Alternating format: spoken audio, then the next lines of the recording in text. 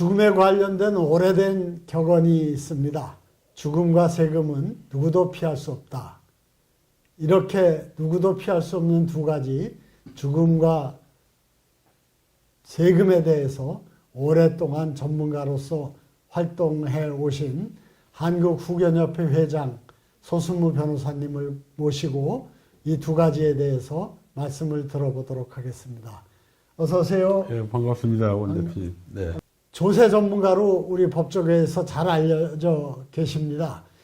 조세 소송이 벌써 12판을 기록하고 있더라고요. 네네. 조세 전문가로서 네네. 은퇴하신 분들 또 나이 드신 분들이 이 세금에 대해서 특별히 좀 상식으로 알고 있으면 좋을 일, 또 주의해야 할 일이 있으면 좀 소개해 주시죠. 네, 뭐 세금을 피할 수 없다는 부분은 한때 저 공산국가에서는 세금이 거의 없었습니다만은 그런 나라는 없고요.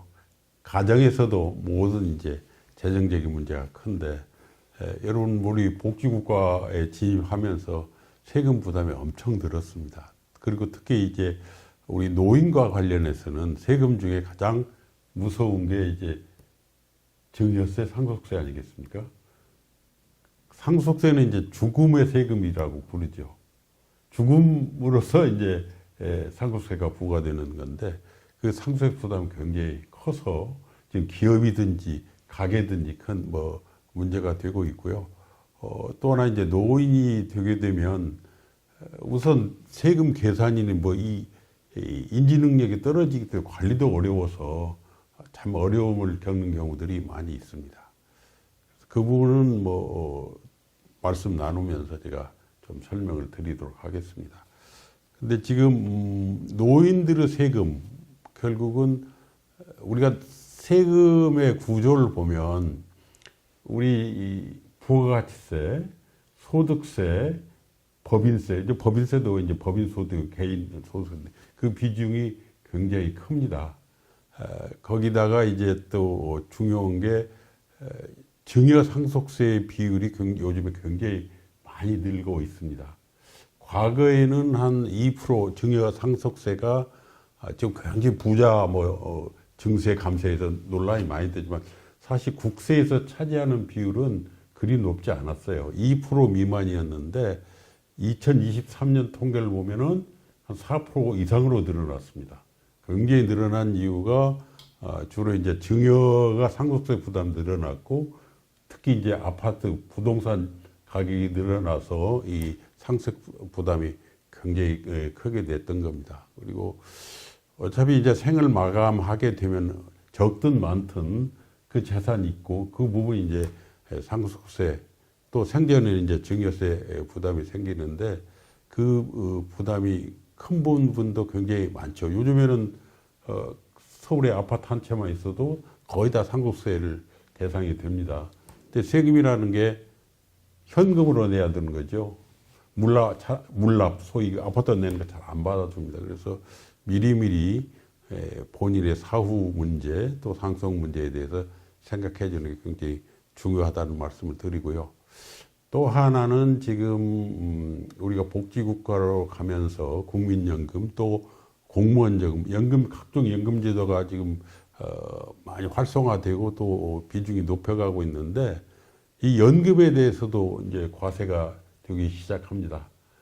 공무원연금의 경우에는 2000 이후에 이제 불입한 국민연금의 경우 거기도 이제 나중에 과세 대상이 되게 돼 있습니다.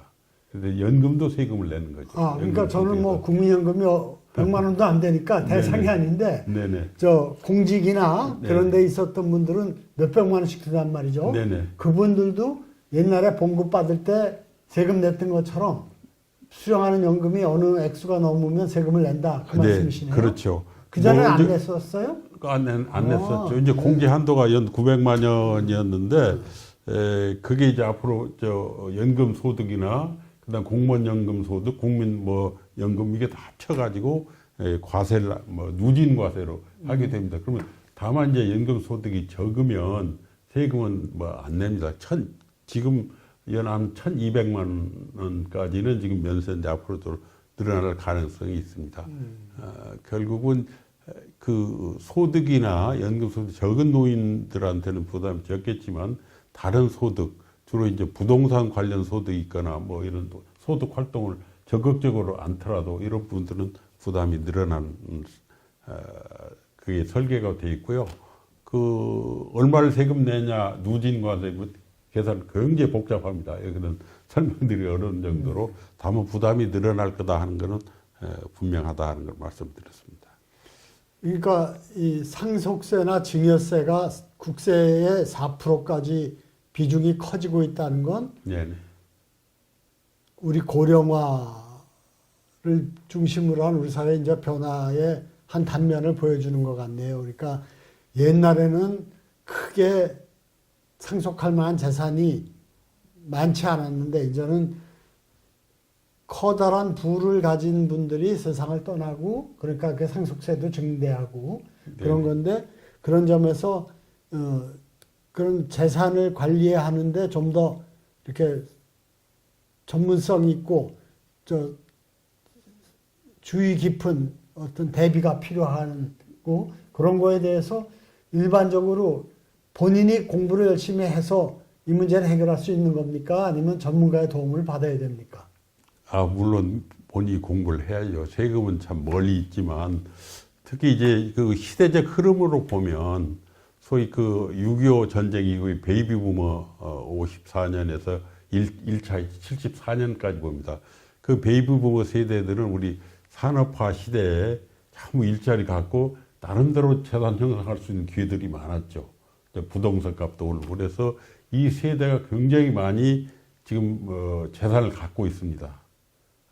통계가 가면 60세 이상이 전 우리 금융 자산의 40%를 갖고 있습니다. 이건 일본도 거의 비슷합니다. 소위 단가이 세대들도 이제 우리보다 조금 앞서 있는데 이분들이 지금 아마 죽음에 이르게 향후 한 20년간은 이런 문제들, 세금 문제가 굉장히 모든 국민 또 서로 가족들의 문제가 될 거라고 생각합니다.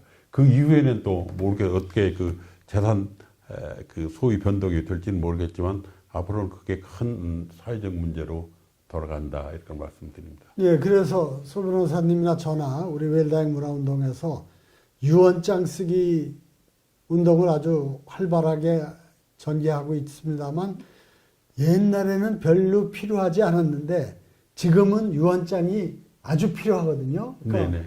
부를 축적한 세대가 단군 이래 최초로 네네.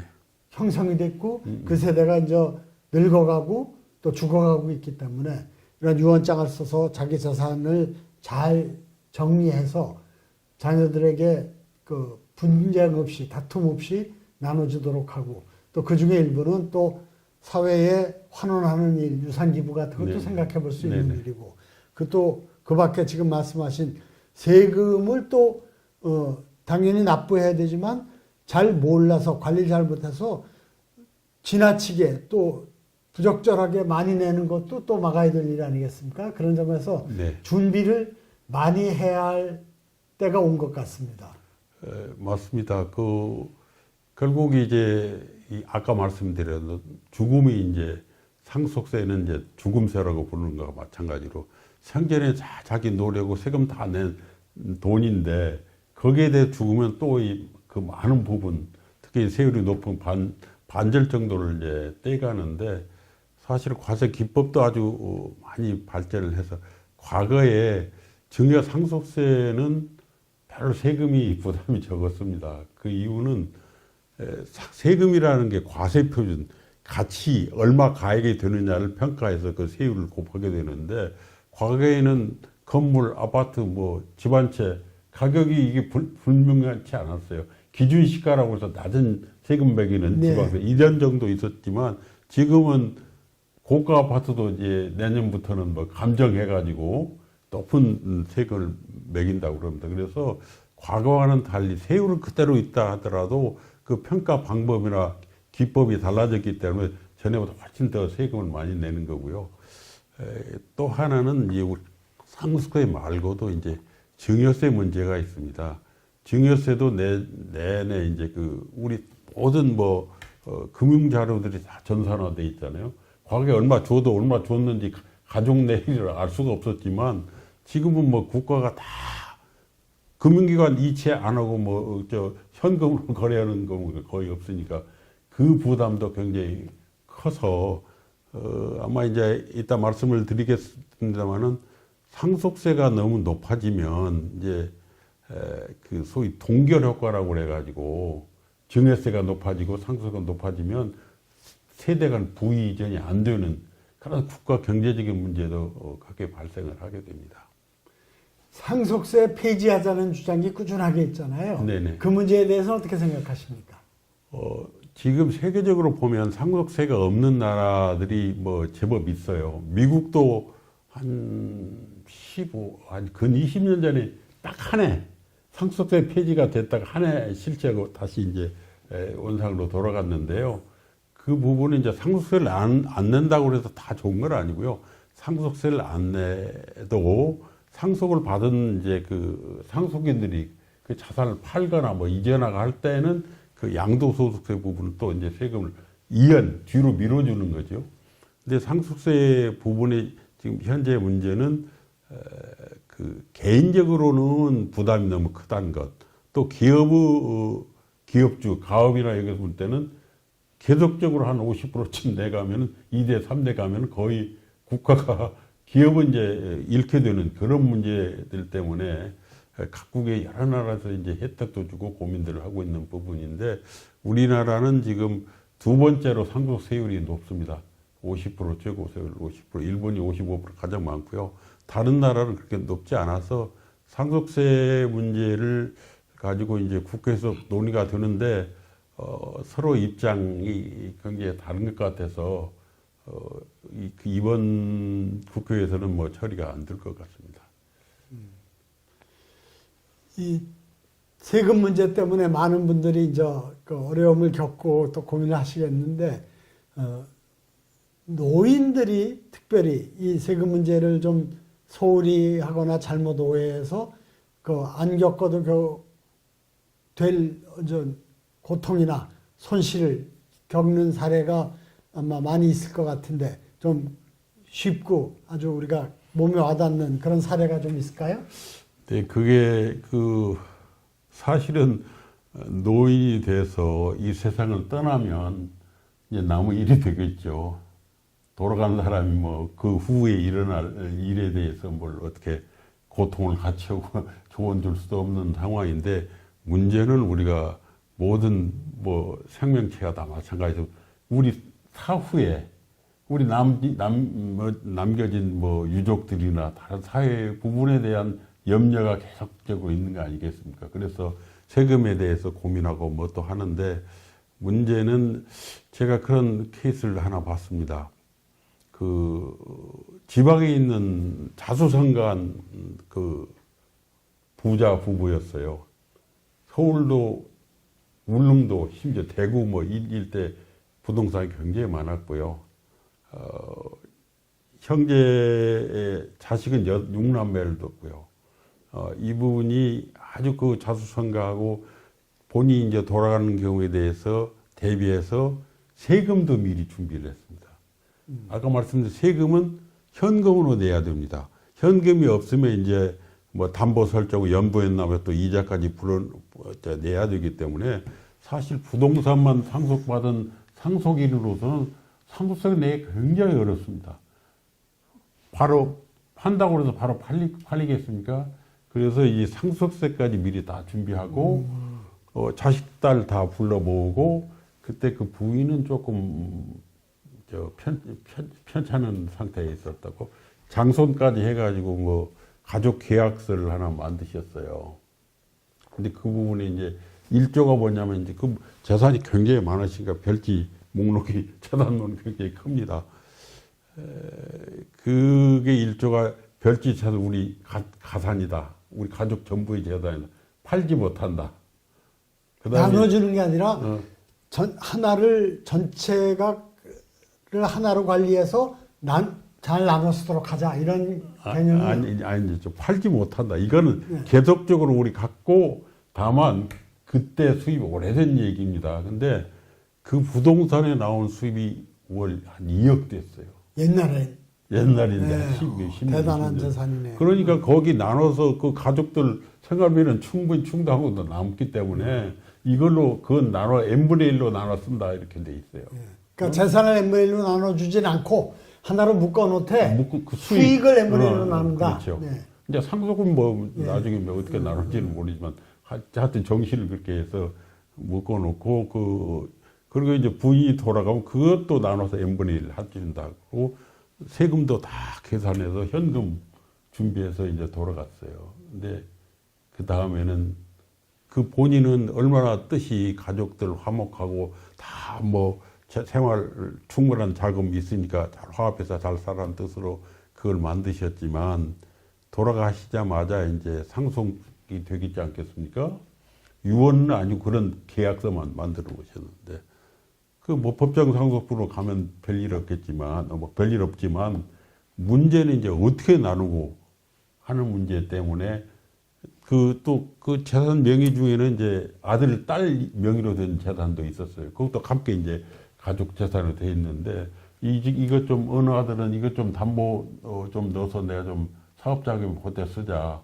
또 뭐 관리하는 또 그 딸이 하나 있었는데 딸한테 너무 관리 대가가 너무 많다. 20 있고 형제간에 서로 생각들이 달라가지고 분쟁이 시작됐습니다. 얼마나 어렵겠습니까? 그래서 그게 특히 제가 노년층한테 말씀드리고자 하는 것은 자기 뜻대로 되는 건 없습니다. 결국 본인이 생을 마감에 되면 상속인들이 어떻게 어떤 생각을 갖고 어떻게 그 유산을 잘 관리하든지 형제 분란을 안 일으키면서 해야 될까 하는 문제가 제일 중요한 문제입니다. 그리고 본인 생각대로 안 되는 게 다 뭐 인생이긴 하지만 여기서 또 하나 분쟁의 씨를 뿌려주는 게 우리 상속제도입니다.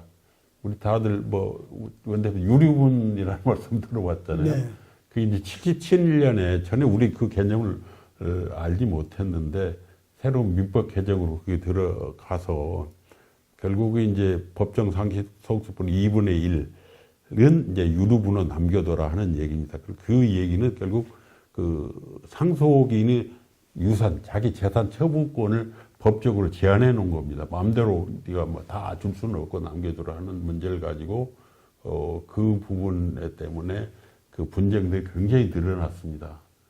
그 이유가 그 유류분 계산할 때는 남아있는 재산을 가지고 그 2분의 1, 4분을 따지는 게 아니라 생전에 미리 주었던 것과 또 다 현가로 계산해서 하기 때문에 굉장히 복잡하고 어려운 문제들이 생겼죠. 그래서 그 부분은 지금 작년에 헌재에서 헌법 위헌, 사촌들한테 유류분 주는 건 위헌이다 하는 거고, 또 그 헌법 불합치는 모든 사람한테 다 유류분 주는 건 헌법에 안 맞는다 해서 헌법 불합치 결정을 한 겁니다. 그리고 안 맞는다는 모든 사람이 가령 불효를 하거나 학대를 하거나 부행하는 사람도 배제하는 규정이 없다는 건 잘못이다라고 이제 헌법재판소가 결정을 했는데 그 내년 말까지 개정하지 않으면 이제 그게 이제 무효로 될 텐데 국회에서 이제 논의를 시작해서 또 합리적인 그런 제도로 바꿔야 되는 문제가 남아 있습니다. 그 헌재 판결이 워낙 중요한데 잘 이해를 못하는 경우가 많아서 좀 중요한 한두 가지를 구체적으로 좀 설명드리면 좋겠어요. 이를테면 형제들한테도 유류분이 적용됐는데 안 되게 위헌 판결이 난 거죠. 네네, 그런 네. 것 같습니다. 그러면 사촌, 네네. 그 법을 바꿔야 이제 안 되나요? 지금부터는 자동적으로 안 되게 돼 있나요? 그게 이제 사촌의 유류분 부분들은 그게 원래 1순위 상속자, 배우자, 직계, 좀비속 네. 그 부분들은 이제 그 상속 비율에 따라서 나눠가서 그 부분이 위헌이라고는 아니고 2순위로 이제 형제자매, 사촌들한테도 그걸 줬는데 그것이 위헌이라고 했기 때문에 사촌은 그러니까 형제자매는 사촌이 아니지 않습니까? 아니 형제자매 네, 조카, 자식. 조카죠. 그러니까 네, 네. 그게 사촌 네. 넘어가면 그건 안 자식 된다는 입장에서 거죠. 보면 사촌이 되죠. 네, 그렇죠. 그러니까 네. 저 원래 그 상속 순위가 네. 1순위, 2순위 이렇게 네. 남아 있는데 네. 배우자는 따로 돼 있지만 예. 그 원래 직계 비속이 1순위하고 비속이 없을 때는 이제 배우자하고 직계 존속을 나누고 네. 이렇게 돼 있는 그 사촌은 그 후순위답니다. 그러니까 이게 사촌 직계 그 상속 피상속인의 사촌은 안 된다는 거죠. 직계 자손이 있으면은 당연히 사촌한테 갈 일이 없겠죠. 갈 일이 없죠. 예, 근데 네네. 없을 경우가 이게 문제인 네네네. 거죠. 그렇죠. 자식들이 없으면은 형이나 동생의 자식 사촌. 자식도 없고 네. 저기 배우자도 없고 예, 그렇죠. 그런 경우죠. 그럴 경우에도 의무적으로 그 조카들한테 나눠주라 하는 나눠주고 그 이름은 근데 그게 이제 위헌이라고 예, 결정을 네. 한 겁니다. 그리고 어쨌든 폐륜이거나 불효거나 이런 자식들한테도 유류분은 예외 없이 적용됐는데 이제는 안 줄 수 있게 그 된 거죠. 고쳐라. 법을 고쳐야 되는 후속 작업이 있군요. 그렇죠. 근데 고쳐라 어쨌든 하는 겁니다. 맞게 유언장 고쳐라. 쓰는 게 중요한 게 효도를 안 하는 자식한테 안 줄래도 유언장을 써야지 안 줄 수 있지. 안 쓰고 죽으면 유류분이 자동 적용이 되는 거죠. 아니 그 법정 상속분으로 가버리는 거죠. 예, 그렇죠. 유리분도 따질 것도 없이 예. 더 많이 동등하게 이제 가는 그런 문제가 네. 있고요. 또 하나는 소위 그 말하는 구하라법이 통과가 됐어요. 먼저 그게 민법이 네. 개정이 됐는데 앞으로는 이제 그 부양 의무를 아는 부모라든지 뭐 학대나 이런 불성실한 부모들이 이제 나 30년 만에 나타났는데 자식 유죄하려고 뭐 손해배상 다 내놔라 하는 거는 앞으로 어렵게 됐습니다. 네. 그 경우는 이제 그 상속인들이나 이에 관계된 밀접한 분들이 이제 가정법원에다 배제 신청을 하게 됩니다. 상속권을 배제하는 상속권을 박탈한 신청을 하게 되면 이제 가정법원에서 과연 그런 사유가 있는지 그 정도 되는지를 판단해서 결정하면 이제 그 배제되게 돼서 그런 일은 앞으로는 뭐 구하라 사건 같은 거는 앞으로 일어나기 힘들 겁니다. 근데 법원에 가서 그런 배제 신청을 하고 그런 일 자체가 너무 어려운 일 아닌가요? 아, 그렇죠. 그리고 그게 배제할 수 있는 기준과 한계란 건 전혀 없잖아요. 지금 법에는 없기 때문에 법원에서 이제 판단을 해야 되는데 그 다툼도 그 간단한 다툼은 아니죠. 우리나라에서 최초로 후견에 관심을 가지고 한국 후견협회를 만들고 또 지금 이끌고 계신데 이 후견에 대해서 관심을 가지게 된 계기가 어떤 건지 그리고 더 이전에 제일 낯선 개념이 이 후견이에요. 그래서 네네. 후견이라는 게 뭔지부터 좀 설명을 해주시면 좋겠습니다. 네, 아마 조금 나이 드신 분들은 금치산자, 한정치산자, 뭐 금치사, 한정치사 이 얘기를 들어보셨을 겁니다. 이게 이제 과거에 우리 민법이 2011년부터 이제 후견제도, 새로운 후견제도로 후견이라는 말을 계속 쓰고, 전에도 후견인이라는 용어 자체는 있었습니다. 그래서 새로운 후견제도로 들어서게 됐는데, 종래에 이제 금치산, 한정치산자는 뭐냐면 이제 심신, 상실, 전혀 이제 사회 분간을 못하게 됐거나 심신미약, 뭐 낭비 있는 사람들한테 이제 금치산 혹은 이제 한정치산 선고를 법원에서 합니다. 금치산자는 이제 심신상실이기 때문에 그 법률행위는 무효고, 한정치산자는 법정 대리인에 이제 선임해야죠. 뭐 친족편 누가 될 수도 있고 친족이 될 수도 있고. 그 부분은 이제 동의가 필요하고 동의가 없으면 법률행위를 취소할 수 있게 되어 있습니다. 이거는 그 목적은 소위 옛날 그 대가족제도 가단, 집안의 재산을 함부로 일치라고 뭐 낭비되는 걸 막기 위한 그 제도였는데, 이게 유엔 장애인 권리 협약이라는 게 이제 저희 이 나라도 세계 거의 모든 나라 가입했는데, 그 협약에 따르면 이제 그런 제도는 옛 시대의 유물로 없애라는 겁니다. 그래서 의사 결정을 도와주는 제도로 바꿔라 해서 이제 후견 제도라는 게 도입됐는데, 과거의 초점이 가산에 이제 공호에서 정말 그 의사결정 능력이 떨어지는 그 개개인을 어떻게 지원할 게 초점이 맞춰진 겁니다. 그래서 그 틀이 이제 그 정신 인지 능력의 정도에 따라서 이제 성년 후견, 뭐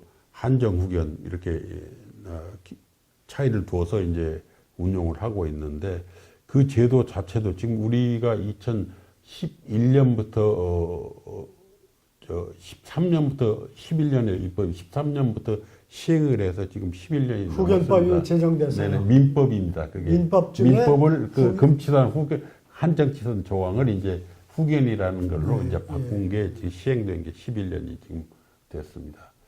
그래서 그게 이제 후견 제도를 설명드린 거고요. 지금 현재 우리나라는 우리 후견법 조항에 대해서 유엔에서 계속 지속적으로 개선 권고를 받고 있습니다. 그건 이제 뭐냐면 그 성년 후견, 법정 후견 중에 가장 대표적인 그게 되면 그 법률 행위를 후견인이 대신하도록 돼 있잖아요. 대신하지 말라는 겁니다.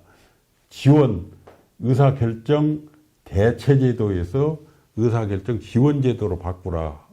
굉장히 이상적인 그 제도로 바꾸라고 하는 건데 이건 우리나라뿐만 아니라 일본 뭐 다른 나라도 계속 지속적으로 권유를 받고 있는 사항인데 그것이 실현되기 위해서는 정말 많은 인력과 비용 또 후견인이 피후견의 뜻을 어떻게 잘 헤아립니까? 지속적으로 소통하면서 잔존 의사 능력 가운데도 이 사람 뜻을 밝혀서 대행하라는 건데 아직 굉장히 많은 좀 어려움, 정착까지는 어려움이 있을 거라고 생각합니다.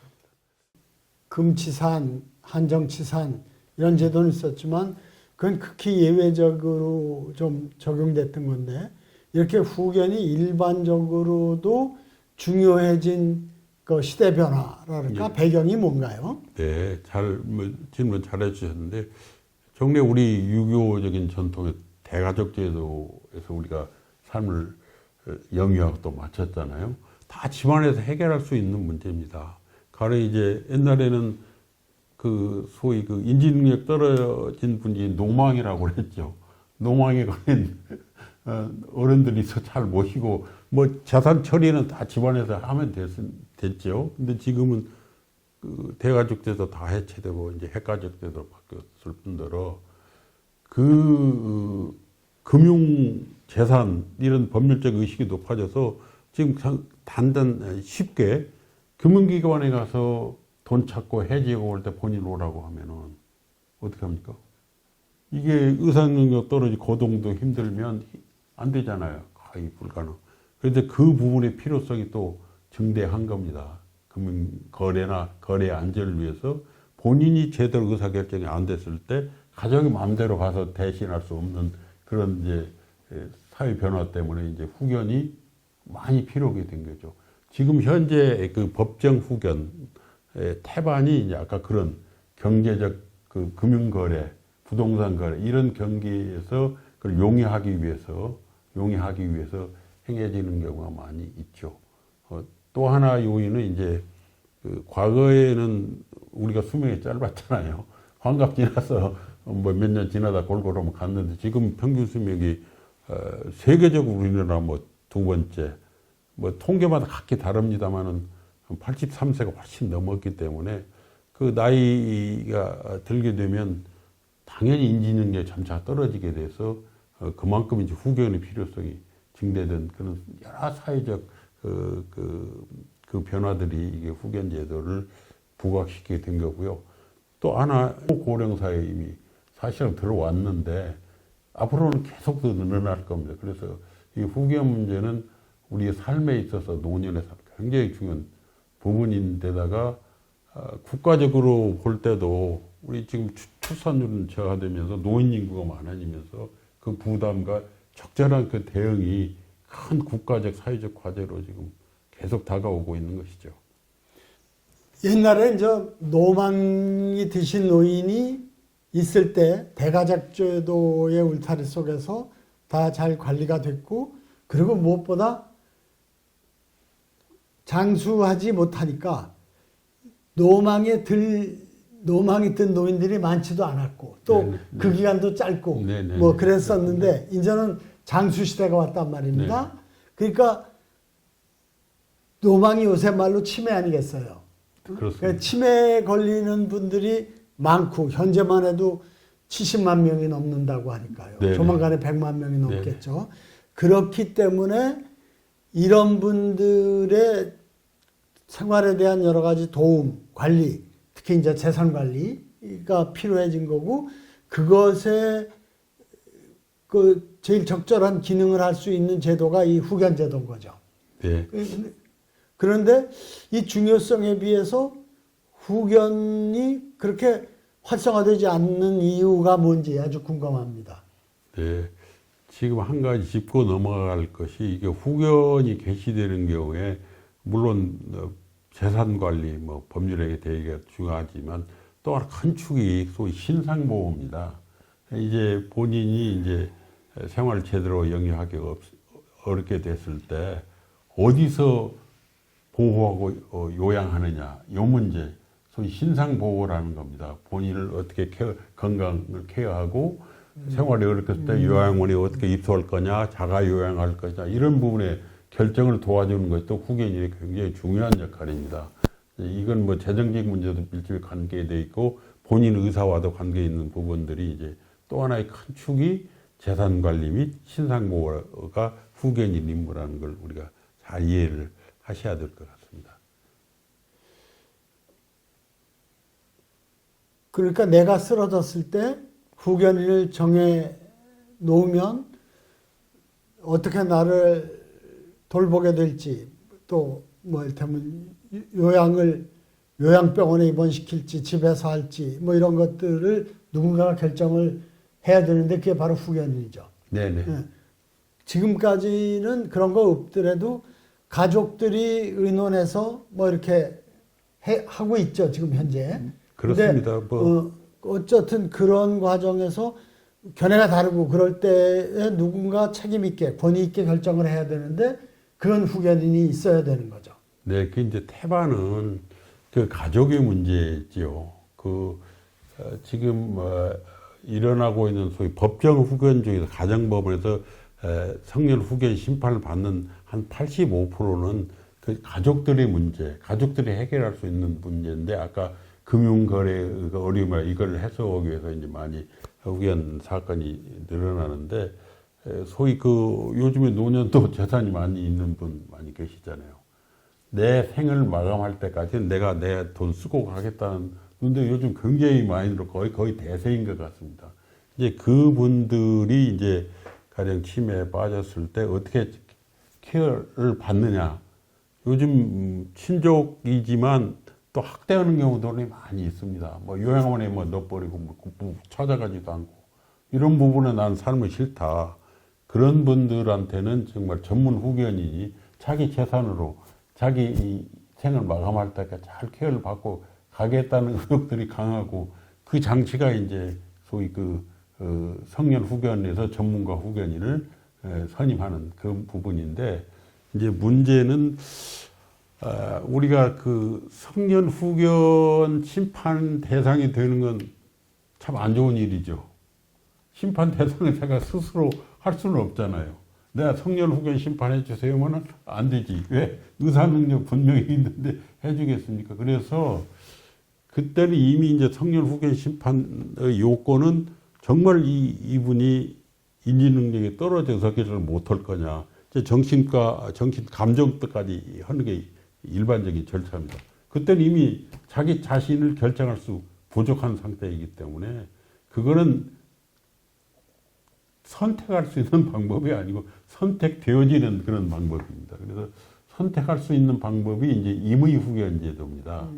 임의후견제도는 우리 민법에 이미 들어와 있습니다. 근데 그게 본인이 정말 믿을 만한 한 분, 뭐 두 분이라도 그걸 순차적으로 뭐 해서 임의후견 계약을 체결해서 내가 의사결정 못하게 되면은 당신이 좀 대리해줘. 그리고 또 당신이 어려우면 뭐 이런 부분까지 할 수 있는 게 임의후견제도인데 지금 시행이 11년이 됐는데도 그 실제 임의 후견이 시행되는 건은 놀랍게도 32건에 불과합니다.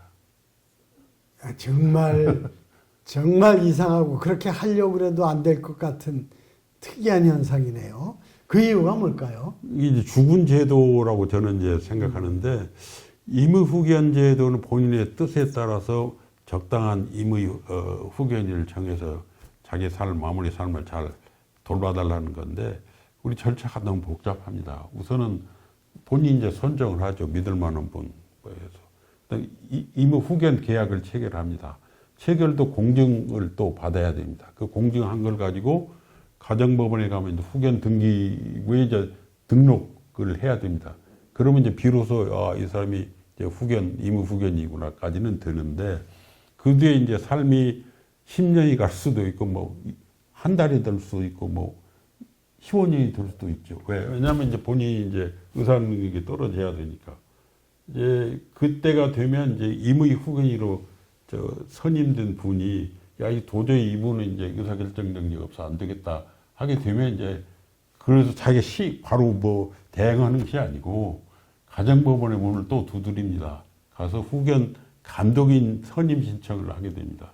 그러면 이제 가정법원이 과연 이제 본인을 부르죠. 의사능력이 과연 떨어져서 의사결정을 못하는지를 또 다 심리하고 정신도 이렇게 보고 해서 후견 감독인을 선임해야지 비로소 후견이 개시되는 겁니다.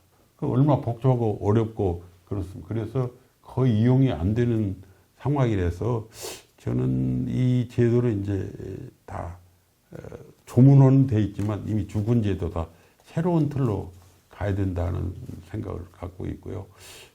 이 부분은 뭐 인근 일본에서 똑같은 문제가 제기고 일본도 지금 임의 후견 제도는 활성화되어 있지 않는 반면 이제 그 독일, 프랑스, 영국 같은 데는 소위 지속적 대리권이라고 해서 이런 제도가 일반화되어 있습니다. 수백만이 지속적 대리권에 의해서 저기 하고 있습니다. 그러니까 우리 한국은 물론이고 일본 이웃 나라도 후견 제도가 전혀 활성화가 안 돼 있는 임의 데서 후견이 임의 후견이. 네. 근데 유럽에서는 지속적 대리인 제도, 대리권, 대리권을 그렇죠. 행사하는 그것이 아주 일반화되어 있다. 수백만이 이용하고 그렇죠. 있다. 수백만이 이용하고 있습니다.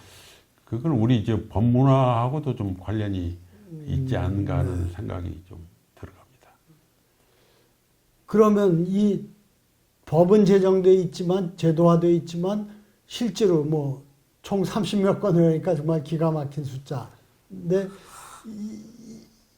이렇게 된 이유는 워낙 절차나 저희가 까다롭다. 말씀하신 것처럼 임의 후견인을 정해서 공증해 놓고 그걸 하더라도 그걸로 끝나는 게 아니고 후견이 개시될 시점이 되면 법원에 가서 후견 감독관으로 승인을 또 받아야 되는 거네요. 네. 그리고 또 내가 그러면 후견한 내용도 또 법원에 보고를 하고 그래야 되겠죠? 그럼요. 그건 뭐 공격할 때 이미 다 뭐 나오겠습니다만은. 그러면 좋은 마음으로 친구나 친척과 선후배 중에 후견을 맡아달라 그래도 그거 좋은 일이니까 내가 정말 선을 가지고 도와주는 의미에서 맡겠다 하는 것도 쉽게 응하기가 어렵겠네요. 그 뒤에 복잡한 업무를 수행하려면요. 그것도 있고요. 그게 이제 아까 계속 건강 상태로 오래 가면 임의 후견이 필요 없는 거 제일 좋지요. 근데 그게 이제 갑자기 또 후견인으로 선임되면 먼저 돌아가시거나 뭔 사고가 있거나 뭐 하면은 그 뭐 후견계가 아무 소용이 없잖아요. 그래서 지금 법인 후견도 앞으로는 법인이야 뭐 구성원 상관없이 계속 가니까. 법인 후견이라는 것은 법인이 이제 후견 역할을 어느 개인이 하는 게 아니라 신뢰할 수 있는 법인이 맡아서 그 계약을 법인 차원에서 관리해 준다 이거죠. 그렇죠. 어느 지속적으로 구성원이 변화되든 상관없이. 그래서 그것도 현재 시행되고 있습니까? 법인 후견은 시행되고 있습니다. 사례가 생기고 있습니까? 네. 근데 다만 이제 이런 전문가 후견인은 보수를 줘야 되잖아요. 이런 또 경제적인 부담이 또 있습니다. 다만 이제 우리 복지 국가를 시행한다는 의미에서 지금 공공후견 제도가 또 다른 한 축이 들어와 있습니다. 지금 이제 그거는 공공후견은 이제 보건복지부에서 좀 뭐 주무부서로 활동을 하고 있는데요. 이제 발달장애인, 치매, 정신질환자분들한테는 이제 지방자치단체장이 가정법원에 이제 그 후견인 선임 신청을 해서 그 전문가 후견인들한테 일정 월, 일정 비용 많지는 않습니다만 20만 원 지원해서 이제 시행하는 제도들이 있는데 이것도 지금 거의 좀 어렵게 가고 있다. 그 이유는 지금 보건복지부에서 시행 공공후견이 또 있으면 미성년 아동들 전혀 보호자를 찾을 수 없는 경우 거기도 이제 미성년 후견의 4가지 축이 각기 다른 과에서 차관 관할도 달라요. 각기 지금 시행하고 있고 틀도 달라서 이거는 아니다. 그래서 제도 개선을 해야 된다고 저희 협회로 관계자들이 계속 이 얘기를 해도 지금 전혀 이루어지지 않고 있습니다. 이 부분에서 제가 한마디 우리 국민들도 알고 우리 정부 관계자 해야 될 일은 지금 후견이라고 하면 이제 근데 현대 복지국의 법률 복지 가장 중요한 축 중에 하나인데 누가 관할하고 누가 하느냐 이 부분입니다.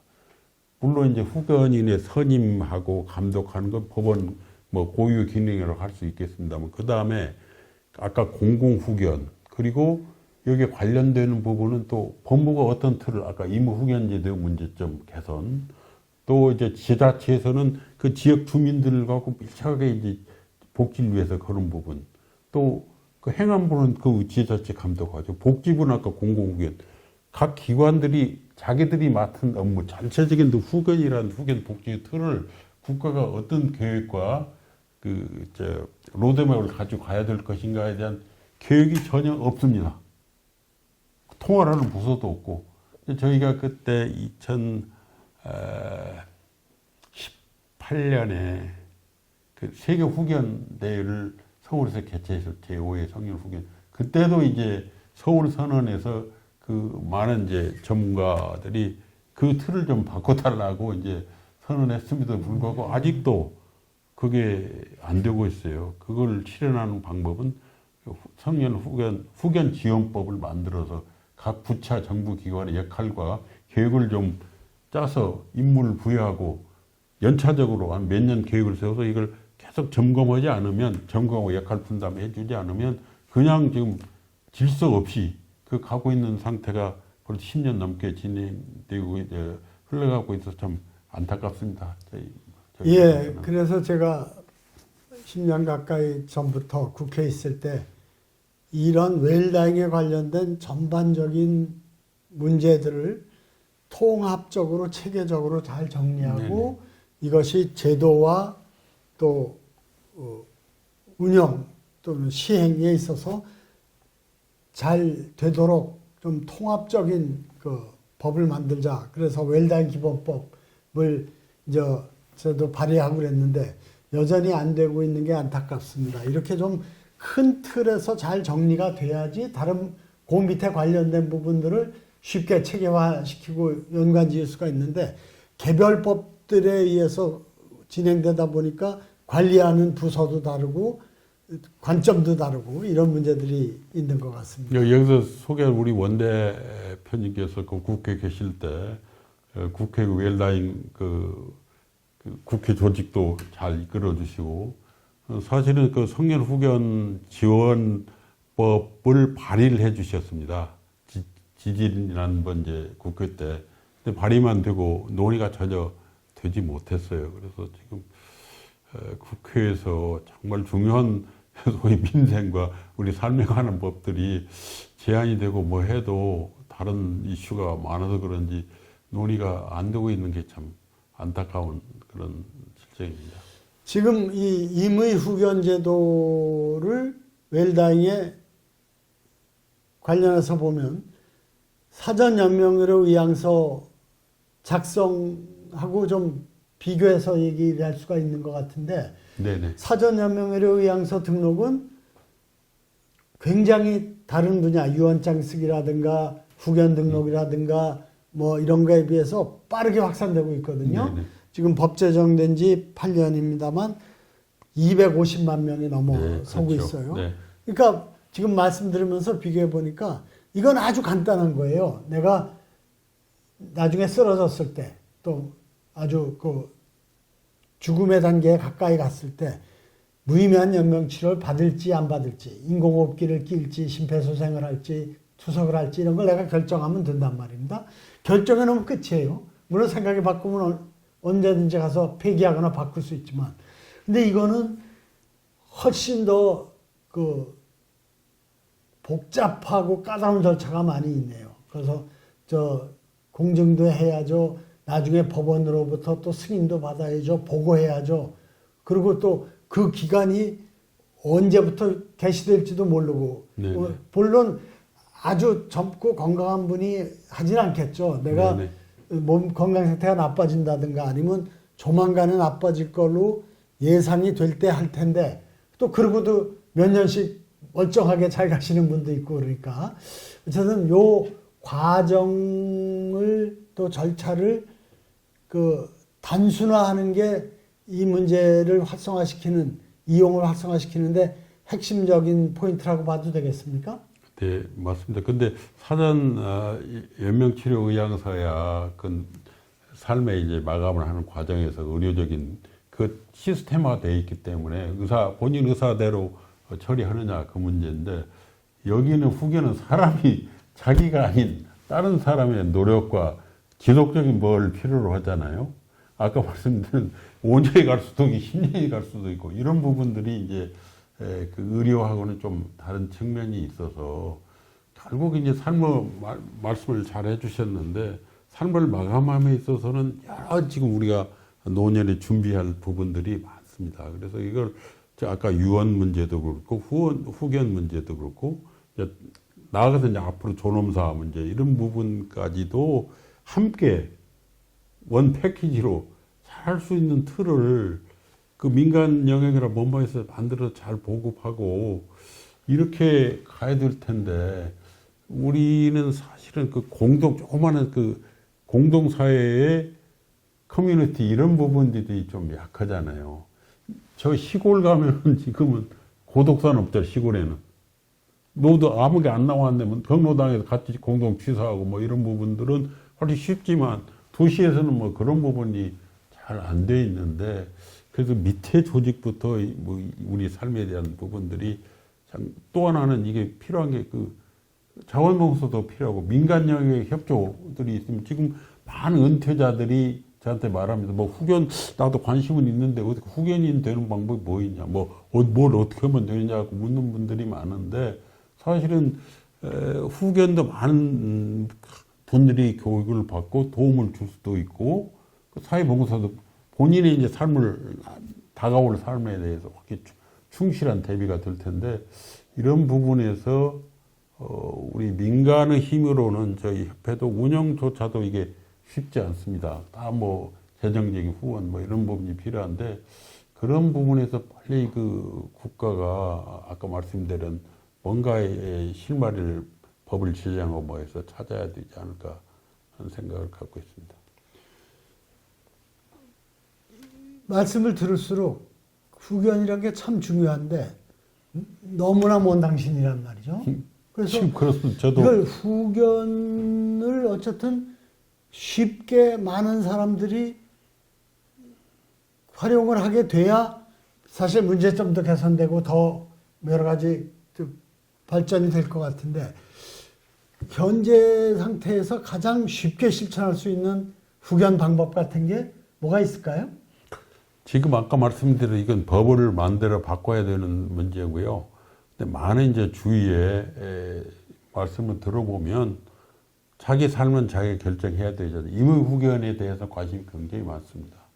성년 후견이나 이런 제도가 있다는 정도의 인식만 있으면 되지만 내가 결정하는 부분이 아니기 때문에 임의 후견은 관심이 있다는 분이 많은데, 그럼에도 불구하고 이게 아까 그 어려운 틀, 이 부분이 좀 어렵다. 그리고 아까 말씀하셨는데 지금 사전 연명치료 의향서는 많은 그 등록을 대행하고 뭐 캠페인을 벌이는 단체들이 굉장히 많습니다만은 후견 쪽은 사실은 전문적인 영역이기도 하고 뭐 복잡해서 그런 인력이나 민간 활동이 좀 부진합니다. 지지부진한데 그 부분은 가령 이제 후견지도 이해 또 어떻게 하면 될 건지 이 부분 캠페인을 누가 해야 되는 겁니까?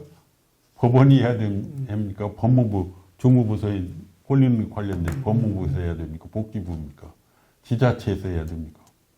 한 틀로 가야 되는데 아까 말씀드린 이런 부분이 이제 협력과 민간 영역의 활용이 전혀 안 되고 있어서 그래서 조금 정부 차원에서 일단 정부도 관련 정부 부처가 많으니까 적어도 총리실이나 아니면 저출산 고령화위원회를 개편하든지 뭘 해서 그걸 뭐 체계적으로 좀 시행을 해 나가면 금세 또 인식이 바뀌어질 수 있잖아요.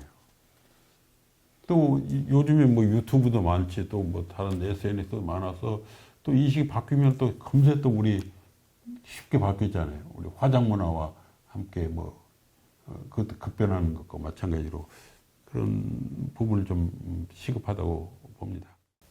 후견제도 활성화를 위해서 지금 10여 년째 애쓰시고 계시는데 법도 만들어졌는데 전혀 활성화가 안 되고 있어요. 정말 안타깝습니다. 그래서 법과 제도의 개선이 제일 중요한 과제겠습니다만 현실적으로 이 상태에서 그래도 후견을 활성화 있는 방법이 뭔가 좀 고민을 했으면 좋겠습니다. 그리고 제가 들은 얘기 중에 네. 우선 중풍이 많지 않습니까? 네. 그래서 어느 한 분이 쓰러졌을 때 부인이 또는 남편이 통장도 못 쓰고 뭐 전세 계약도 대신 못 맺어주고 이런 문제가 있단 말입니다. 네. 그래서 부부 쌍방 후견 공증제도 뭐 이런 게 있다 그래서 뭐 5만 원씩만 내면 등록할 수 있고 그래서 네. 그런 거라도 좀 많이 좀 소개하고 확산시키면 어떨까 싶은데. 네. 아, 그거는 지금 우리 민법에 다 대리인이라는 거 다 알고, 위임장은 우리 국민들 모두 법률 행위를 다 알고 계시는 부분입니다. 그래서 이 부분이 아까 서구의 지속적 대리권이라고 말씀드린 바 있잖아요. 네. 지속적으로 이제 대리권을 하는. 근데 보통의 경우에 이제 위임장 한 법률 행위나 뭐뭐에 대해서 그 써주고 개별적으로 하고 있는데 이건 우리 삶에 관한 문제니까 지속적으로 몇 년 뭐 이렇게 대리권을 준 뒤 뭘 하는 부분인데 지금 말씀해 주신 거는 그냥 그 부부간에도 보통 일상간에 대리권이 있으면 법에 의해서 주어져 있고 아까 이제 큰 거래나 이런 부분들은 거래 안전이나 그 불안을 염려해서 많은 분들이 좀 까다롭게 그걸 요구하죠. 공인중개사 특히 뭐 이런 부분들, 금융기관도 마찬가지인데 지금 말씀하신 거는 제가 확실한 파악은 못하고 있습니다만은 그냥 그 공증에 의해서 내가 이렇게 했을 때 아프거나 뭐 했을 때 뭐뭐뭐뭐에 대한 대리권을 부인 혹은 남편에 주겠다 그런 뜻일 겁니다. 그걸 공증해 놓으면 공적으로 그런 대리권 위임이 있다는 사실을 쉽게 증명할 수 있어서 그거로서 아마 많은 부분이 해결되겠다. 그래서 임의후견이 그런 까다로운 절차보다는 우선 임시 방편이든지 그렇게 해놓으면 나름대로 방안에 들 수 있다고 봅니다. 근데 이제 저희가 쭉 경험에 비춰보면 지금 10년이 돼서 금융기관 이렇게 출입하고 후견인들이 굉장히 지금 용이하게 이제 됐습니다. 그게 만드는데 이제 10년이 걸린 겁니다. 금융기관이 뭐 후견, 야, 뭐 가져와라, 뭐 가져와라. 이 후견이 뭐예요? 참고해서 거부하는 일이 많이 있었거든요. 네. 그런 부분들이 이제 점차 사실은 우리 사회의 여러 법률적인 거래에서 어느 정도의 신뢰를 가지고 그런 제도가 정착하느냐 이런 부분이 이제 앞으로 열쇠가 될 것 같은데 지금 말씀하신 부분이 이제 서구에서 말하는 지속적 대리권의 그 한 틀의 정신이 아닐까 싶습니다. 그래서 그 결국은 임의 후견은 본인의 신뢰와 사회적인 신뢰 자산이 이제 그 지속적으로 유지하는 것이 되겠죠. 사실은 후견인이 선임됐다고 해서 그게 다 믿을 수 있는 건 아니고요. 가령 이제 그 미국에서 은퇴자가 가장 많이 사는 주가 어디죠? 플로리다겠죠? 네, 플로리다가 은퇴자한테 많이 그쪽에 가서 이제 노후를 보내는데 플로리다에서 가장 그 후견인 범죄가 가장 많고 가장 교묘하게 발달해 있습니다. 영화도요. 그 네. 퍼펙트 케어라는 네. 영화를 제가 봤는데 네네. 전문 요양 보호사가 그 노인들 치매 걸리고 이런 분들 중에 외롭고 그러니까 가족 관계가 네네네. 없거나 네네. 그렇고 또 재력이 있는 네네. 분들을 포섭을 해가지고 차츰차츰 자기가 대리권을 다 확보해서 완전히 빨가벗겨서 쫓아내는 네네. 그런 아주 영화를 본 적이 있어요. 그러시- 이제 그런 게 네네. 발달하다 보니까 그런 일도 생기는 것 같아요. 그래서 플로리다 검찰이 그 전문 후견인 범죄 수사에서 세계 탑이랍니다. 그래서 그 세계적인 모임에, 국제적인 모임에 그 경험이 공유되기도 합니다. 근데 우리는 어쨌든 후견 제도에서 발생하는 문제점을 어떻게 뭐 단속하고 통제하는 것보다는 꼭 필요한 일인데 전혀 보급이 안 돼 있으니까 이 후견 제도, 특히 임의 후견을 쉽게 좀 확산시키기 위한 노력이 아주 필요하지 않은가 생각이 듭니다. 노력보다는 법을 좀 바꿔서 틀을 쉽게 만들어 줘야죠. 예. 그게 대용 수단으로 아까 방금 원 대표님 말씀하신 이제 그 부부간의 쌍방 대리권을 공정해 둔다든지 하는 부분은 이제 좀 더 용이하게 네. 대리권을 증명할 수 예. 있는 수단이라고 봅니다. 그래서 전혀 활성화가 안 됐으니까 이런 거를 좀 알아두는 것도 실생활에 큰 도움은 안 될 것 같습니다만 워낙 이제 핵심적인 부분이니까 후견인을 정할 때 가족 중에서 하는 게 좋습니까? 아니면 가족 외의 사람으로 정하는 게 좋습니까? 그건 이제 이것도 똑같은 문제에 부딪힙니다. 이제 피후견이 이제 본인으로서는 결정할 수 있는 상황이 아니지요. 그렇잖아요. 자기가 결정하는 누가 좋다 아니다 정도 되면은 후견 대상이 아니기 때문에. 근데 이제 이 부분은 본인이 결국은 후견 심판 청구는 가족이죠. 가족하고 계속 소통을 자기 뜻을 미리 밝혀놔야 됩니다. 그리고 그 틀을 유지할 수 있는 이제 틀을 만들어야 되죠. 이 부분은 이제 보통은 가족이 합니다. 그 비용도 안 들 뿐더러 뭐 가족이 일단 책임을 케어해 줘야 되죠. 근데 사실은 이제 재산이 좀 있는 분들이 이제 후견 문제가 또 상속할 재산이 많고 가족이 좀 있으면 이 치매에 빠지게 되면 이 상속이나 재산 분쟁이 크게 일어납니다. 왜냐하면 많은 이제 그 재산이 좀 있으면 재산 관리권을 후견인이 갖기 때문에 서로 자식들 상속이 여러 있으면 서로 자기가 후견이 되겠다고 다툼을 벌입니다. 누가 신청을 하냐는 문제도 있고 가정법원에 후견인 선임할 때는 가족들한테 의견을 묻거든요.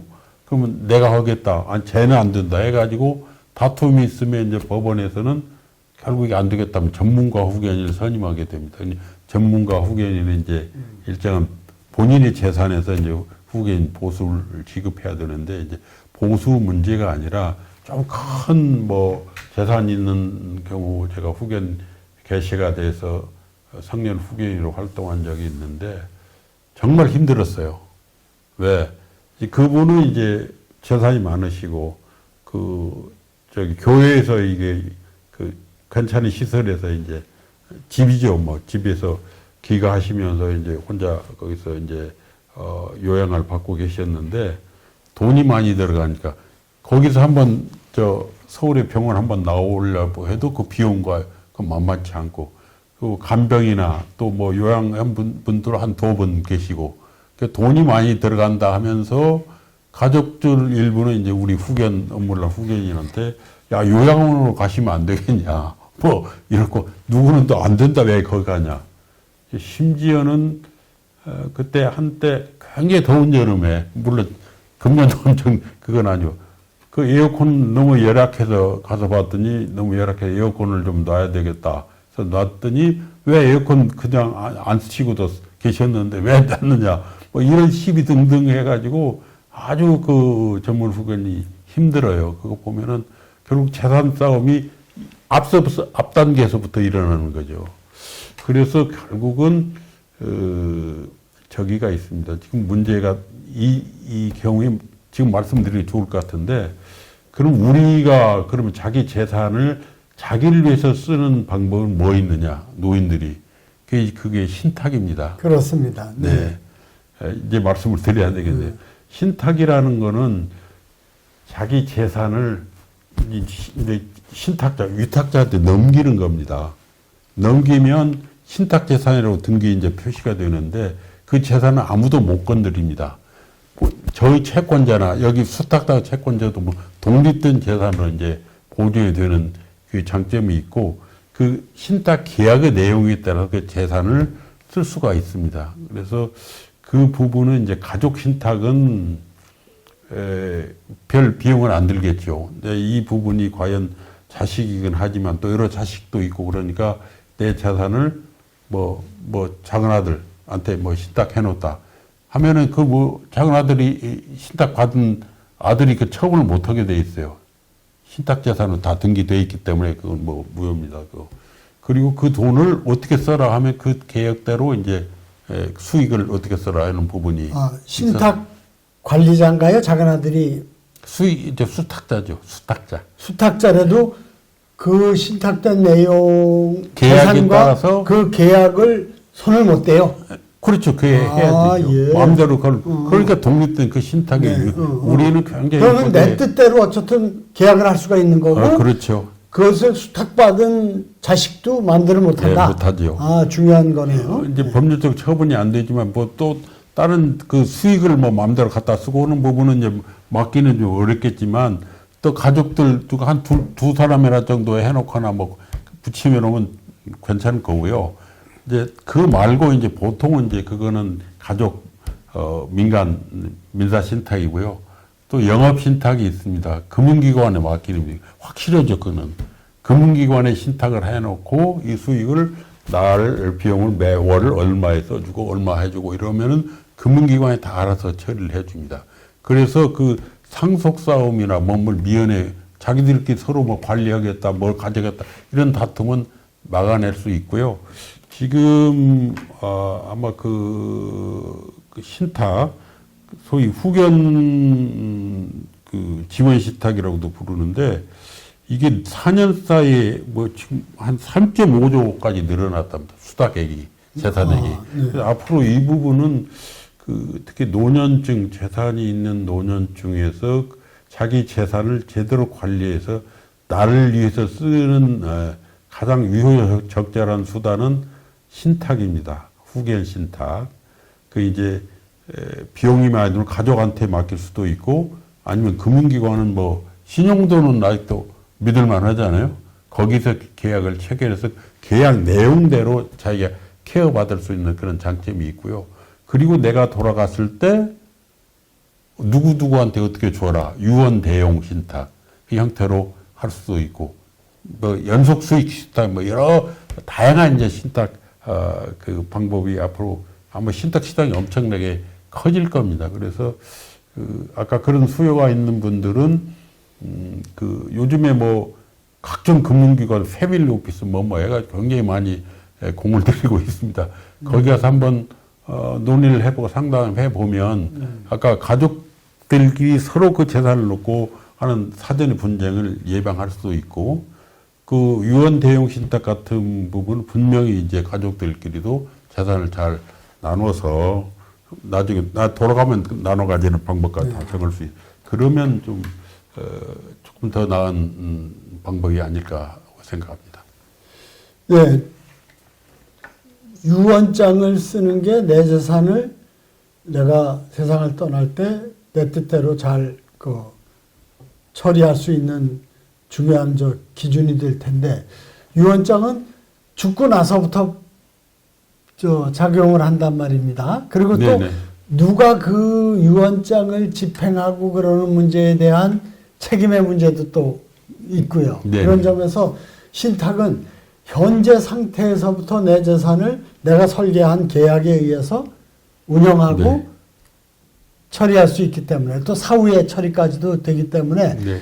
그 통합성이라 그럴까 지금부터 사후에까지 쭉 지속성이라 그런 점에서 훨씬 유언장을 쓰는 것보다는 좀 더 통합적인 관리가 잘 되는 강점이 있는 것 같아요. 근데 이제 아직은 이게 좀 비용이 수수료 그게 너무 네네. 많이 나간다 그래서 좀 확산이 덜 되고 있는 문제는 있는 것 같습니다. 네, 그래서 앞으로는 이게 더 활성화되고 그 신탁 운용 기법이나 관리 기법이 나아지면 또 금융기관한테 경쟁하잖아요. 그러면 합리적인 수준으로 내려가지 않을까 싶고 본인이 관리가 어차피 어려운 상황이고 그게 여러 또 노인 상대로 또 사기 행각 벌이는 범죄도 굉장히 늘어나고 있잖아요. 그걸 생각해 보면 비용을 아껴서 얻는 이익보다는 안정적으로 가는 게 훨씬 날까나 판단을 쉽게 하실 수 있으리라고 봅니다.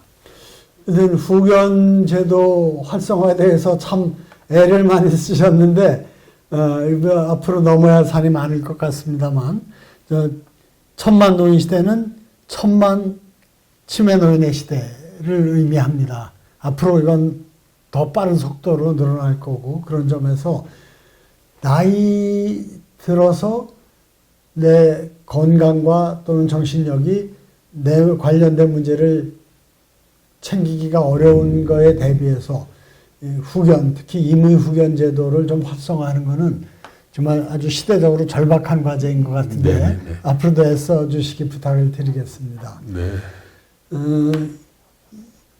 유언장 쓰기 운동을 우리 변호사님이나 또 제가 이제 열심히 같이 하고 있는데 이 유언장을 써야 하는 이유가 과거와 왜 달라졌는지 한번 네. 좀 단적인 설명을 좀 해주시면 좋을 것 같아요.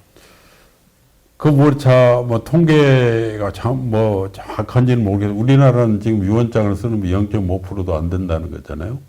미국은 50%.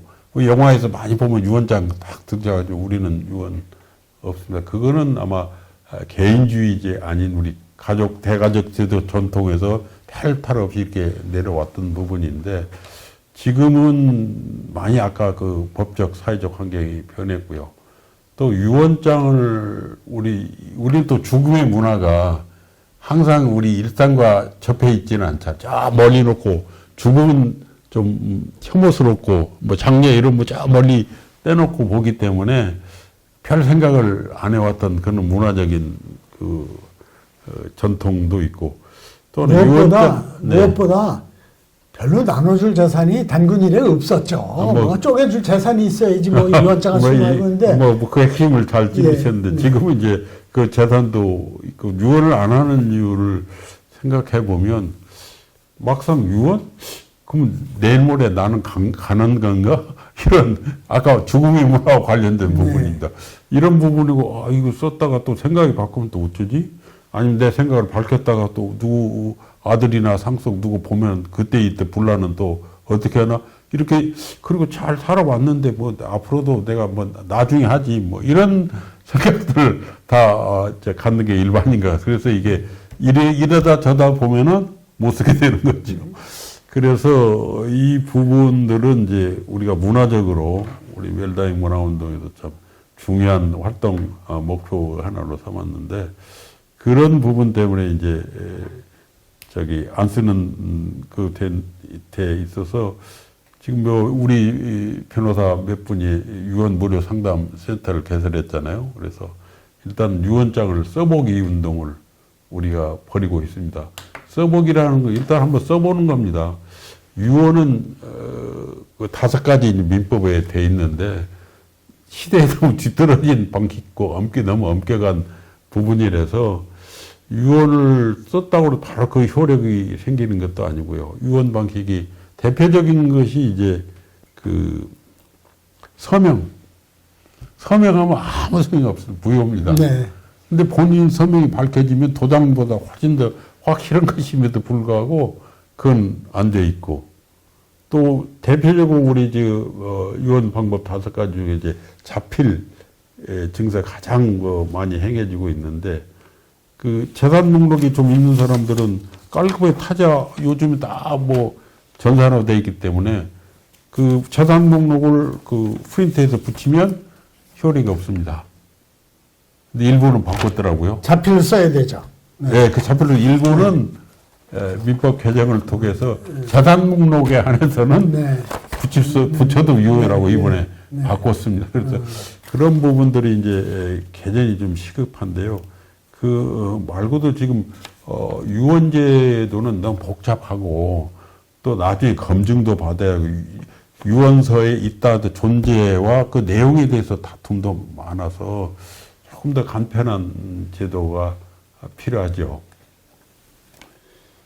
일본이 유언장 쓰기를 활성화하는 여러 가지 제도적인 개선이나 대책이 나오는 것 같거든요. 네네. 그게 우리보다 고령화가 먼저 진행됐기 때문에 거기서 발생하는 문제를 많이 경험을 했고 그거에 대한 대책도 또 더 오래전부터 고민해서 정책이 나오는 것 같은데 우리가 참고할 만한 정책들이 어떤 게 있을까요? 유언장 보관 제도를 일본 몇 년 전부터 시행을 하고 있습니다. 유언장 보관 제도라는 거는 유언장을 써서 지금 일본은 우리나라하고 좀 법제가 달라서 등기소에 가서 이제 유언장을 보관해서 몇만 원, 우리 돈으로만 5만 원 미만, 그걸 주게 되면 이제 유언장을 보관해 줍니다. 그래, 담당 공무원이 그 형식을 막 갖췄는지, 본인이 썼는지 이걸 확인해서 보관해 주게 되면 지속적으로 보관하는 거죠. 그러면 유언의 존부, 유언이 있었는지 없었는지 그 내용에 대한 다툼이 지금 우리 가정법원에 굉장히 많습니다. 상속이 개시되면 그 우선 유언장의 존재나 그것이 내용이 맞느냐 이런 부분에 다툼이 너무 심하죠. 그리고 유언장이 있더라도 그거는 다툼이 제정신이 아니었습니다. 아니면 아들 중 하나가 그냥 모셔서 함부로 이렇게 한 겁니다. 이건 그때에 유언했을 때에 정신 상태가 제대로 되지 않았다는 다툼들이 엄청 많아요. 근데 그 제도를 도입하게 되면 적어도 이제 공무원이 형식적인 심사를 하기 때문에 본인이 와서 본인이 그때 썼다. 내용이 이거다. 형식 갖췄다. 이렇게 되면 많은 유언의 존두와 내용에 대한 부분은 분쟁이 사라질 것이라고 생각합니다. 그래서 이거는 뭐 크게 비용이 드는 것도 아니고 더구나 무슨 요즘에는 뭐 블록체인 방법도 있다고 그러는데 그 보관과 뭐뭐에 크게 비용이 안 들기 때문에 이거라도 우선 우리가 만들어 주면 유언장 쓰기 문화가 조금 더 활성화되지 않을까 하는 생각을 합니다. 그리고 또 아직 법으로 확정은 안 됐지만 일본이 디지털 유언장을 허용하는 쪽으로도 또 정부 방침이 정해져서 진행되는가 봐요. 네네. 그래서 우리도 이런 거를 좀 적극적으로 신속하게 좀 대책을 세울 필요가 있을 것 같습니다. 그게 사실은 유언장의 존도 찢어버리거나 없앴다. 그때 정신능력이 이런 사회적 비용이 얼마나 큽니까? 네. 반면 그 제도를 마련해주면 정말 그게 우리 유언 문화나 상속 이런 문제에 크게 도움이 될 건데 다른 건 빨리들 하는 건 많이 있던데 이건 왜 이렇게 지지부진한지 모르겠습니다. 우리 지금 입법 안으로는 지금 발의가 돼 있잖아요. 예, 지난번 국회에선 발의됐는데 발의됐다가 또 임기 만료로 폐기가 네네, 됐죠. 네네, 다시 발의가 아직 안 된 걸로 알고 있는데 네네. 어쨌든 좀 제도 개선에 좀 노력을 해야 될 것 같고 그리고 어쨌든 그것과 더불어서 유언장을 쓰는 문화를 좀 확산시키는 게 당면한 과제인 것 같습니다. 근데 유언장을 과거에는 별로 쓸 일이 없었으니까 아까 얘기 나눈 대로 나눠줄 자산도 별로 없었고 또 그 재산이 워낙 단순하기 때문에 뭐 이렇게 분쟁의 여지도 없고 또 장수 시대가 되다 보니까 중간에 쓰러져서 그 치매가 걸린다든가 중환의 상태로 또 오래 생존하는 경우가 많이 있는데 이런 때 발생하는 여러 가지 유언장이 없기 때문에 발생하는 문제들이 있는 것 같은데 어쨌든 이런 과거의 전통 때문에 지금도 안 쓰는 문화가 지배적인데 유언장을 안 쓰면 무슨 문제들이 있는지 그렇기 때문에 유언장을 써야 한다 하는 것에 대해서 좀 대표적인 논리나 사례가 뭐가 있을까요? 부분은 이제 상속재산을 둘러싼 상속재산 분할, 또 유류분 청구 문제, 가정법원에서 일어난 많은 상속 분쟁은 유언장이 없거나 결격이거나 미흡해서 생기는 문제들이 태반입니다. 그것만 분명히 하면 그 재산 분쟁이 생길 여지가 적지요. 이제 그런 부분이 이제 지금 유언과 관련된 부분이고, 또 하나는 우리가 왜 유언장을 써야 되느냐 하는 부분이 물론 이제 상속 분쟁을 막겠다는 것도 있지만 우리가 웰다잉의 입장에서 보면 자기의 삶을 현재의 삶을 보다 충실하게 가져갈 수 있고 계속 인생을 회고하면서 점검하는 계기가 되잖아요. 그 유언장을 여러 번 써도 아무 상관이 없는 건 마지막 한 유언이 이제 법적으로 유효한 효력이 되는데 가령 5년, 10년에 한 번씩만 써도 생각이 달라지고 가족에 대한 부분도 달리고 또 세상에 대한 메시지도 담을 수 있고 뭐 유언 집행자도 정할 수도 있고 여러 유언 할 수 있는 범위들이 많아서 나의 본인의 삶을 조금 더 현재의 삶을 또 미래 남아있는 삶을 더욱 충실하게 다가가는 방법이 유언장이 가장 좋은 방법이 아니겠느냐는 생각을 하는 거죠. 그 매년 이제 새해를 맞게 됩니다. 그럼 이제 금년도 벌써 거의 마지막 막바지에 와 있는데 1년을 해고는 분들도 굉장히 많잖아요. 그런 부분이 이제 이렇게 되면 그 유언장이 되는 겁니다. 그게 어려운 것이 아니기 때문에 결국 유언장을 쓰는 거는 본인을 위한 거죠. 물론 이제 상속 분쟁은 이제 상속인 남겨져 있는 나 흔적으로 세상에 남겨져 있는 뭐 상속인들을 조금 더 다툼 없고 잘 가는 부분이 되겠지만 그 나 사후에는 아무 자기가 할 수 있는 역할이 없고 또 생각들도 달라지고 뭐 그렇기 때문에 그때그때에 맞는 다 삶을 조금 더 계획을 세워서 세상을 잘 마치는 아주 유용한 수단이라고 저는 생각합니다. 네, 하여튼 유언장을 쓰는 것은 내가 세상을 떠났을 때 내 재산을 내 뜻대로 잘 정리하고 활용하는 대책입니다만 동시에 현재 내 삶을 총정리해보는 아주 중요한 결산의 기회인 것 같습니다. 한번 매듭을 지어보면 내 삶의 의미도 더 깊게 받아들이게 되고 그걸 바탕으로 남은 삶을 대하는 태도가 또 성숙되겠죠. 남은 삶에 대한 내가 살아왔는데 이거는 내가 못 해봤구나. 이건 미흡했구나. 네. 이건 좀 해봐야겠다. 네. 새로운 네. 삶의 동력도 생길 수 있고요. 네. 그거는 그쪽에서 더 유용한 것인지도 모르겠습니다. 그리고 유언장을 쓸 때 꼭 필수 요건은 아닌 거지만 이 관리를 누가 한다. 집행을 누가 한다. 이런 부분이 써지는 게 좋죠. 예, 그건 유언 집행자고 자라고 하는데요. 그 따로 제정할 수도 있고, 네. 뭐 가족 중에서 믿는 누구 상속인지 누구 그것도 지정을 해 놓으면 네, 그래서 유언으로 법적 효력을 그대로 갖는 겁니다. 그런 거죠. 근데 네네. 그거를 안 해놨을 때 누가 집행하느냐의 문제 가지고 또 갈등이 있을 수 있으니까 그럼요. 해놓는 게 필요한 네네, 거죠. 네. 예. 근데 일반적으로는 보통 그거를 지정을 해 놓나요? 그렇지 않나요? 그 보통 양식에 보면은 지금 많은 매체나 뭐 들어가 보면 유언장 양식에는 보통 유언 집행자 부분이 나와 있기 네, 때문에 예. 거기 참고로 만들어 놓으면 돼요. 거기에 써놓으면 효력 그 네네. 유언의 다른 내용과 더불어서 네네. 효력이 예, 예. 인정되는 예, 거고요. 그러니까 그런 문제에 대한 갈등을 막기 위해서도 꼭 필요하겠네요. 그러니까 네네.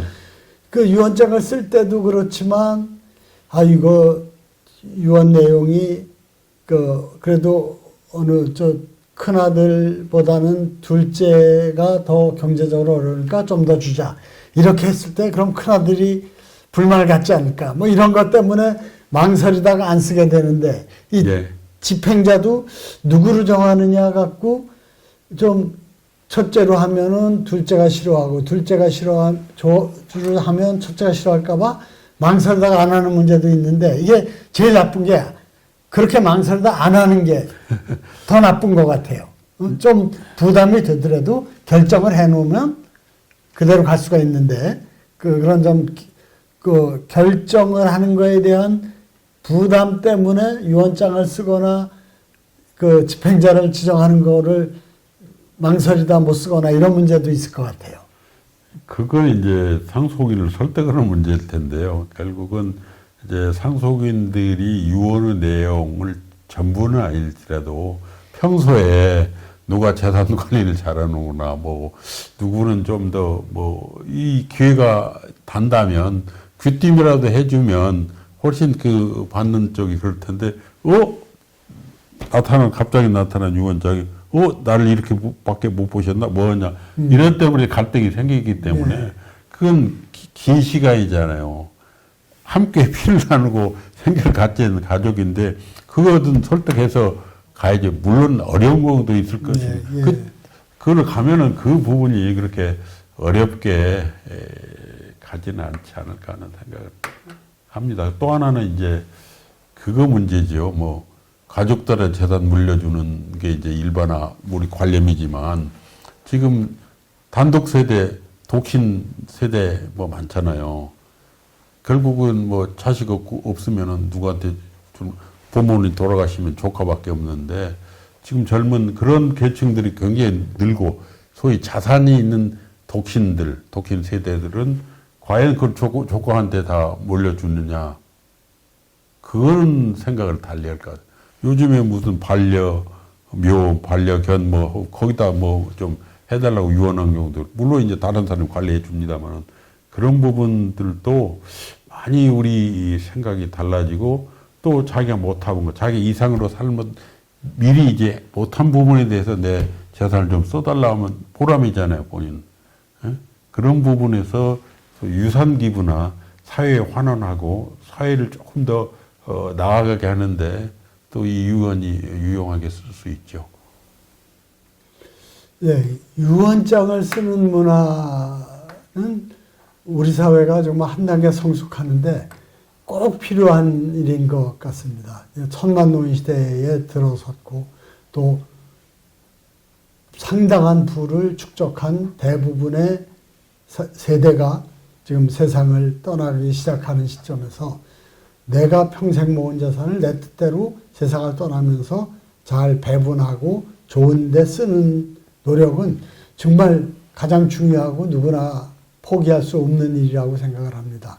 그에 비해서 이 유언장을 쓰는 문화가 너무 저조한 것에 대해서 다들 안타깝게 생각하고 우리 웰다잉 문화운동에서 유언장 써보기 캠페인을 중점적으로 하고 있습니다만 유언장을 쓰는 일이 내 삶을 내 뜻대로 정리하는데 아주 요긴한 일이라는 것에 대한 좀 사회적 인식이 확산될 수 있는 계기를 좀 많이 만들었으면 좋겠습니다. 오늘 아주 좋은 말씀 감사드립니다. 네, 감사합니다. 네.